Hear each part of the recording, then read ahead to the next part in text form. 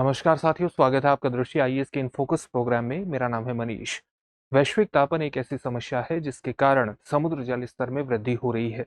समुद्र जल स्तर में होने वाली वृद्धि के कारण द्वीपीय देशों के अलग अलग स्थान धीरे धीरे जलमग्न भी हो रहे हैं। हाल ही में नासा की एक रिपोर्ट के अनुसार प्रशांत महासागर में स्थित तुवालू देश वर्ष 2100 तक इसका सबसे महत्वपूर्ण द्वीप, जिसको फूनाफुटी के नाम से जानते हैं और जिस पर तुवालू देश की 60% जनसंख्या निवास करती है, वर्ष 2100 तक इसका 90% हिस्सा जलमग्न हो सकता है, जो तुवालू देश के अस्तित्व के लिए एक महत्वपूर्ण खतरा है। तुवालू देश से संबंधित ये खबर क्या है, तुवालू देश की महत्वपूर्ण चिंताएं क्या हैं और साथ ही इस समस्या से लड़ने के लिए उसकी रणनीति क्या है, आज इन सभी पक्षों पर इन फोकस के प्रोग्राम में चर्चा करेंगे। सबसे पहले देखते हैं कि इस पूरे टॉपिक के अंतर्गत हमारी चर्चा के सामान्य पक्ष क्या रहने वाले हैं। सबसे पहले उस खबर को विस्तार से जानना है जिसके कारण ये पूरा टॉपिक चर्चा में है। इसके बाद देखेंगे कि तुवालू द्वीप के डूबने का जो एक खतरा पैदा हुआ है, इससे संबंधित तुवालू की मुख्य चिंताएं क्या हैं और इससे लड़ने के लिए वो किस प्रकार की रणनीतियां बना रहा है। अंत में आपके लिए एक अभ्यास प्रश्न भी होगा जिसका उत्तर आपको कॉमेंट बॉक्स में कॉमेंट करके देना होगा। ये जो पूरा विषय है यूपीएससी की मुख्य परीक्षा के सामान्य अध्ययन प्रश्न पत्र 1 से जुड़ जाएगा और साथ ही 3 से भी जुड़ जाएगा। 1 से भूगोल संबंधी खंडों से जुड़ जाएगा और साथ ही 3 से पर्यावरण के नकारात्मक प्रभावों से ये जुड़ जाएगा। हम आगे बढ़े इससे पहले आप हमारे चैनल को सब्सक्राइब जरूर करके बेल आइकन दबाइए ताकि हमारे सभी प्रोग्राम का नोटिफिकेशन आपको मिल सके, इन प्रोग्राम से आप जुड़ सके, इनका लाभ उठा सके। साथ ही इन सभी प्रोग्राम की पीडीएफ फाइल आपको इन फोकस दृष्टि आईएएस के टेलीग्राम चैनल पर उपलब्ध कराई जा रही है।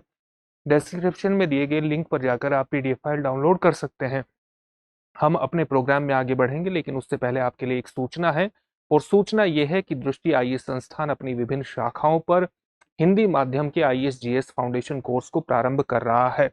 ये कौन कौन से शाखाओं पर प्रारंभ हो रहा है, जैसे करोल बाग शाखा पर, प्रयागराज शाखा पर, जयपुर शाखा और लखनऊ शाखा पर। करोल बाग शाखा में एडमिशन चल रहे हैं और इसमें जो बैच की स्टार्टिंग समय रहेगा वो रहेगा सुबह 11:30 बजे। हिंदी माध्यम का आईएएस जीएस फाउंडेशन बैच है ये। उसी तरह से अगर हम प्रयागराज की बात करें तो प्रयागराज में 3 अक्टूबर से बैच प्रारंभ हो रहा है और इसकी टाइमिंग रहेगी सुबह 11:15 बजे। इसी तरह से जयपुर शाखा में 7 अक्टूबर से प्रारंभ होने वाले बैच की टाइमिंग सुबह 8 बजे रहेगी और लखनऊ शाखा में जो बैच प्रारंभ हो रहा है वो 18 अक्टूबर को हो रहा है और इसका जो समय है वो सुबह 11:30 बजे रहेगा। अगर आप इन शाखाओं के नज़दीक स्थित हैं तो इन शाखाओं में जाकर के अपने एडमिशन को सुनिश्चित कर सकते हैं और साथ ही आप एक नंबर पर भी कॉल कर सकते हैं अगर आपको किसी तरह की दुविधा है। नंबर है 8750187501। इस नंबर पर आप कॉल करके एडमिशन को सुनिश्चित कर सकते हैं। नंबर है 8750187501। अब अपने टॉपिक की तरफ बढ़ते हैं और सबसे पहले खबर को विस्तार से जानते हैं।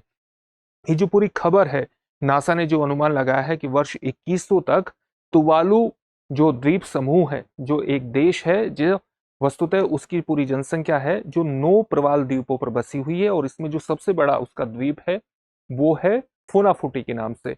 और नासा ने अनुमान लगाया है कि वर्ष 2100 तक फूनाफुटी द्वीप, जहां पर तुवालू की 60% जनसंख्या निवास करती है, उसका 90% हिस्सा जलमग्न हो सकता है। तो तुवालू की सबसे पहले स्थिति देखते हैं।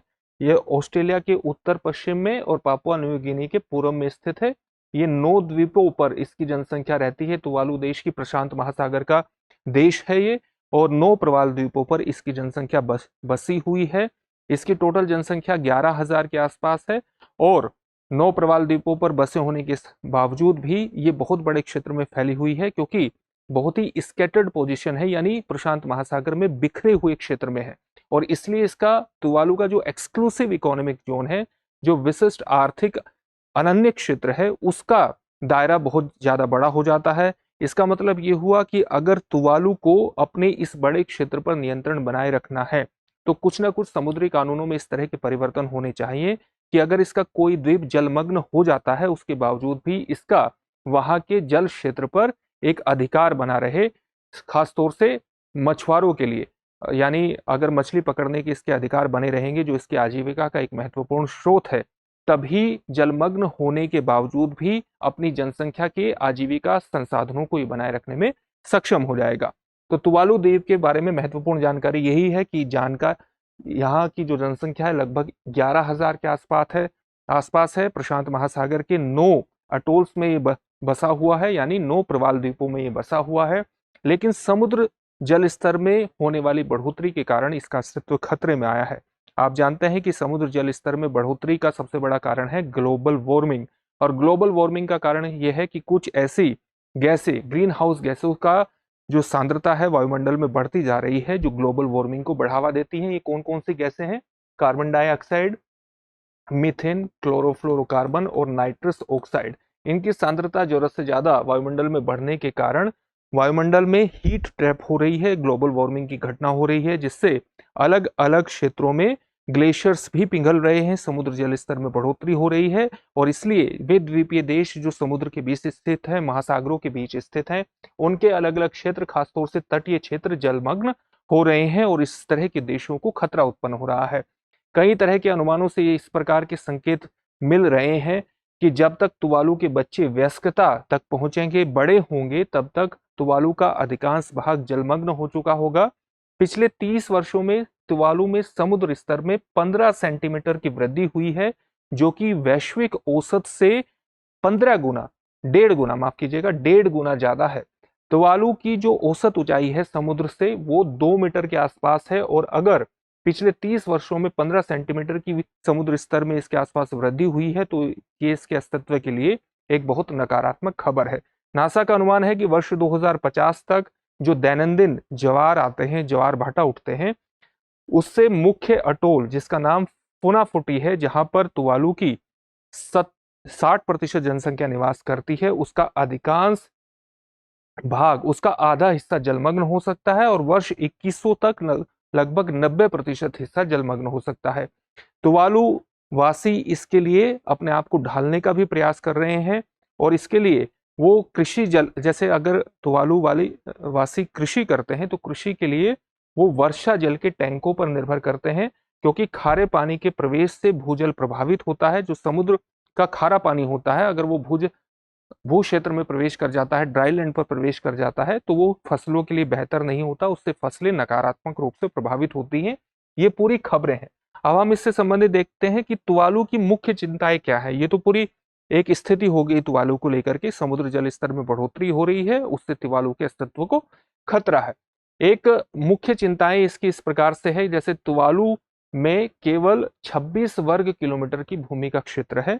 अपनी आजीविका के लिए बहुत बड़े स्तर पर ये मछली पालन पर भी डिपेंड करता है। समुद्र में जो ये मछुआरों के लिए मछली पकड़ी जाती है, और ये एक बहुत बड़े क्षेत्र को कवर करता है, क्योंकि इसके जो द्वीप हैं वो बहुत बड़े क्षेत्र में फैले हुए हैं, और इसलिए इसका जो विशिष्ट आर्थिक, विशाल अनन्य आर्थिक क्षेत्र है, एक्सक्लूसिव इकोनॉमिक जोन जो है, वो 9 लाख वर्ग किलोमीटर में फैला हुआ है। एक्सक्लूसिव इकोनॉमिक जोन क्यों होता है? जैसे किसी देश की मान लिया तटीय रेखा है, ये बेस लाइन है, तो बेस लाइन से 12 नॉटिकल माइल्स का जो क्षेत्र होता है वो टेरिटोरियल वाटर के अंतर्गत आता है, और इस 12 नॉटिकल माइल से आगे जो 200 नॉटिकल माइल का क्षेत्र होता है वो उस देश का एक्सक्लूसिव इकोनॉमिक जोन आता है। तो एक्सक्लूसिव इस इकोनॉमिक जोन में उस देश का आर्थिक उपयोग, इस देश के इस क्षेत्र के आर्थिक संसाधनों का उपयोग करने का अधिकार उस देश का होता है। तो ये 200 नॉटिकल माइल्स का क्षेत्र होता है जो टेरिटोरियल वाटर से लेकर के। तो ये तुवालू के पास बहुत बड़ा क्षेत्र है, जो 9 लाख वर्ग किलोमीटर का क्षेत्र बैठता है, और ये कैलिफोर्निया से लगभग 2 गुने से भी अधिक का बैठता है। तो अगर इस क्षेत्र का प्रयोग करना है, और अगर ये कुछ क्षेत्र जलमग्न हो जाता है, और जलमग्न होने के बावजूद भी इस क्षेत्र पर अपने अधिकार को बनाए रखना चाहता है तुवालू, तो उसके लिए जरूरी है कि कुछ समुद्री कानूनों में संशोधन होना चाहिए, और इसके लिए तुवालू प्रयास कर रहा है। साथ ही तुवालू वासियों की कुछ सांस्कृतिक चिंताएं भी हैं। उनके लिए सांस्कृतिक चिंता यह है कि अगर वो किसी और स्थान पर स्थानांतरित होते हैं, उनके निवास स्थान के जलमग्न होने के बाद, तो इससे उनकी संस्कृति भी प्रभावित हो सकती है, उनकी सांस्कृतिक पहचान समाप्त हो सकती है। और ये तुवालू वासियों के लिए महत्वपूर्ण एक बहुत ही कठोर निर्णय है, क्योंकि कुछ लोग यहाँ पर रहना चाहते हैं और कुछ लोग दूसरी जगहों पर स्थानांतरित होना चाहते हैं।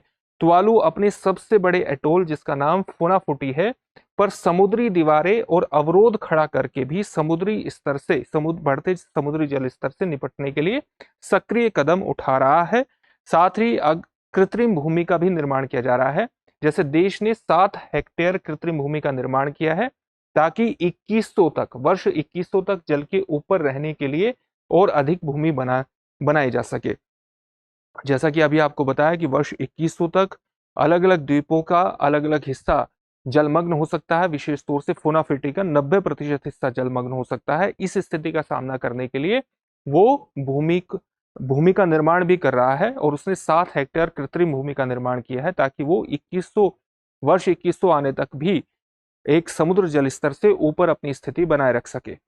अनुमान यही है, जैसा कि आपको बताया, कि वर्ष 2100 तक समुद्र जल स्तर में 1 मीटर की वृद्धि होगी और जिससे सबसे खराब स्थिति में फूनाफूटी का 90% भाग जलमग्न हो जाएगा और उसके लिए पहले से तैयारी करना महत्वपूर्ण है और यही तुवालू की मुख्य चिंताएं हैं। तुवालू की इससे लड़ने के लिए रणनीति क्या होनी चाहिए? एक रणनीति तो ये हो गई कि वो ऊंचे स्थानों का निर्माण कर रहा है ताकि आगे आने वाले समय में भी वो समुद्र जल स्तर से ऊपर की भूमि पर बना रहे। एक उसने रणनीति अपनाई है कि वर्ष 2023 में उसने ऑस्ट्रेलिया के साथ एक समझौते पर हस्ताक्षर किए हैं, एक ऐतिहासिक संधि की है। इस संधि के अनुसार वर्ष 2024 से प्रति वर्ष 280 तुवालू वासियों को ऑस्ट्रेलिया में प्रवासित किया जाएगा। प्रवास की अनुमति मिल गई है, यानी 280 तुवालू वासी ऑस्ट्रेलिया में जाकर के बस सकते हैं वर्ष 2024 से आगे लेकर के। तो ये एक तो महत्वपूर्ण रणनीति है कि अपनी जनसंख्या का स्थानांतरण कहाँ किया जाए, इसके लिए उसने ऑस्ट्रेलिया के साथ एक संधि की है। एक कूटनीतिक रणनीति उसने इस प्रकार से अपनाई है कि तुवालू एक संप्रभु राज्य, एक सॉवरेन स्टेट के रूप में अपनी स्थिति बनाए रखे। इसके लिए जरूरी है कि अंतर्राष्ट्रीय कानूनों में संशोधन हो, क्योंकि अगर भूमि उसकी जलमग्न हो जाती है और भूमि के जलमग्न होने के बावजूद भी वो अपनी भूमि पर एक अधिकार बनाए रखना चाहता है, अपने एक सॉवरेन स्टेट के रूप में स्थिति को बनाए रखना चाहता है, तो उसके लिए अंतर्राष्ट्रीय कानूनों में संशोधन की भी आवश्यकता पड़ेगी और इसके लिए जरूरी है कि अंतर्राष्ट्रीय समुद्री कानून में परिवर्तन किया जाए और इससे अंतर्राष्ट्रीय समुद्री कानून में परिवर्तन से वो एक विशाल क्षेत्र पर अपने मछली पकड़ने के अधिकार को भी बनाए रख सकता है। इसलिए तुवालू की सबसे महत्वपूर्ण आवश्यकता यही है कि वो कानूनी निश्चितता हासिल करे अपने अस्तित्व को लेकर के, अपने संप्रभु स्टेट को लेकर के, और इसलिए वो यूनाइटेड नेशन संयुक्त राष्ट्र में भी इसके लिए प्रयास कर रहा है, अधिक से अधिक देशों का समर्थन जुटाने का प्रयास कर रहा है कि अंतर्राष्ट्रीय कानूनों में इस तरह से परिवर्तन किया जाए कि न केवल उसका संप्रभु स्टेट बना रहे, उसकी सॉवरेन स्थिति बनी रहे जलमग्न होने के बावजूद भी, बल्कि जहां पर उसकी पहले बसावट थी उस पूरे क्षेत्र पर, उस पूरे समुद्री क्षेत्र पर, उस अनन्य आर्थिक क्षेत्र पर उसका नियंत्रण भी बना रहे, उसके मछली पकड़ने के अधिकार बने रहे।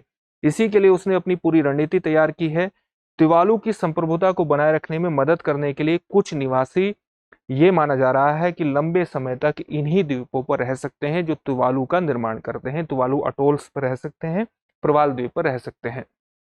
समुद्री कानूनों में अगर परिवर्तन की बात करें तो तुवालू समुद्री कानून में संशोधन करना चाहता है ताकि ये सुनिश्चित किया जा सके कि जो ड्राई लैंड है, जो शुष्क भूमि है, शुष्क भूमि के बिना भी उसका राज्यत्व बना रहे, उसकी सॉवरेनिटी बनी रहे, उसका अस्तित्व बना रहे। इसी तरह से अगर हम तुवालू के लक्ष्य की बात करें तो समुद्र स्तर में वृद्धि को वो एक पूरे अलग मुद्दे के रूप में देखता है और उसे अपने अस्तित्व के खतरे से जोड़ करके इसी बात पर जोर देता है कि इस अस्तित्व के खतरे के बावजूद उसे किस तरह से आगे बढ़ना है और किस तरह से अपने अस्तित्व को बनाए रखना है, और इसी के लिए वो अंतर्राष्ट्रीय कानूनों में संशोधन की डिमांड करता है। समुद्री सीमाओं को स्थायी रूप में मान्यता देना इसके तुवालू के लिए महत्वपूर्ण है, यानी तुवालू की समुद्री सीमाओं को स्थायी रूप में मान्यता मिले अंतर्राष्ट्रीय कानून के तहत। इसके लिए ये तुवालू के लिए विशेष रूप से महत्वपूर्ण है क्योंकि देश को इससे मछली पकड़ने के लाइसेंस के साथ साथ टीवी इंटरनेट डोमेन में महत्वपूर्ण राजस्व भी प्राप्त होता है। यानी उसका जो इंटरनेट डोमेन है उस क्षेत्र में, जिस क्षेत्र में इसका अस्तित्व है, उससे भी इसे महत्वपूर्ण राजस्व प्राप्त होता है और मछलियों से भी इसे एक राजस्व प्राप्त होता है क्योंकि उससे इसके न केवल आजीविका के स्रोत बनते हैं बल्कि इससे उसका एक महत्वपूर्ण निर्यात का भी निर्माण करता है, एक राजस्व का निर्माण करता है। तुवालू के इन सभी अधिकारों के लिए कुछ देशों ने समर्थन भी दिया है और इसमें एक तो प्रशांत महासागर में स्थित जो द्वीपीय देश हैं उनका फोरम है, प्रशांत द्वीप समूह फोरम के साथ साथ एशिया और प्रशांत महासागर के उसमें देश भी शामिल हैं जिन्होंने तुवालू की समुद्री सीमाओं के संरक्षण को समर्थन देने की बात कही है। तो तुवालू का यही एक महत्वपूर्ण रणनीति है, अलग अलग देशों का समर्थन जुटाना ताकि अंतर्राष्ट्रीय विधि में परिवर्तन किया जा सके, संयुक्त राष्ट्र के देशों को मनाया जा सके कि अंतर्राष्ट्रीय विधि में परिवर्तन के माध्यम से उसके संप्रभु स्टेट को भी बनाए रखा जा सके, उसका जो ऑलरेडी अनन्य आर्थिक क्षेत्र है, एक्सक्लूसिव इकोनॉमिक जोन है, उस पर भी उसके अधिकारों को हमेशा के लिए मान्यता दी जाए, भले ही उसके अलग अलग ड्राई लैंड जलमग्न ही क्यों ना हो जाए। यही उसकी रणनीति है। अब इससे संबंधित एक प्रश्न देख लेते हैं। प्रश्न क्या है? तुवालू देश की भौगोलिक सीमा किस महासागर से घिरी हुई है? आपके ऑप्शंस हैं हिंद महासागर, प्रशांत महासागर, अटलांटिक महासागर या आर्कटिक महासागर। इस प्रश्न का उत्तर आप हमें कमेंट बॉक्स में कमेंट करके जरूर दीजिए। फिर से एक नए सेशन में आपसे मुलाकात होगी। धन्यवाद। डियर व्यूअर्स, अपने एग्जाम की तैयारी को और बेहतर करने के लिए हमारे चैनल को लाइक, शेयर और सब्सक्राइब करना न भूलें।